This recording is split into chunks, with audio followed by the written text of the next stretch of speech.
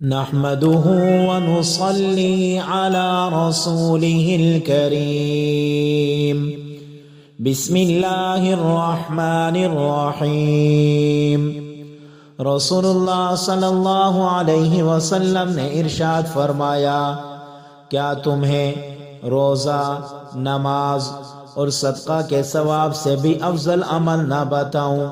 صحابہ اکرام رضی اللہ عنہم اجمعین نے عرض کیا، یا رسول اللہ صلی اللہ علیہ وسلم، ضرور ارشاد فرمائیے۔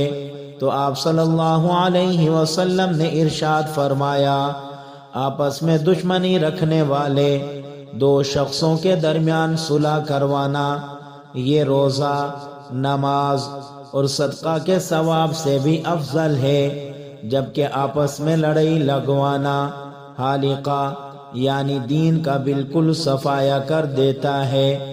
تو میرے بھائیوں، فتنہ فساد اور لڑائی کی آگ بھڑکانا دین کا صفایا کر دینے والا عمل ہے۔ رسول اللہ صلی اللہ علیہ وسلم نے لڑائی جھگڑے سے سختی سے منع فرمایا اور آپس کی لڑائی کو حالقہ یعنی مونڈنے والا قرار دیا۔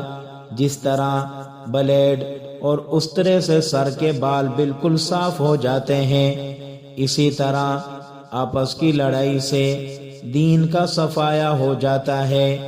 آج کل کچھ قوم پرست اور فرقہ پرست عناصر اور سیاستدان ایسے ہیں جن کی پوری کوشش ہے کہ ملک میں انتشار ہو اور یہاں کے مختلف طبقات آپس میں لڑ پڑیں اور خون ریزی ہو۔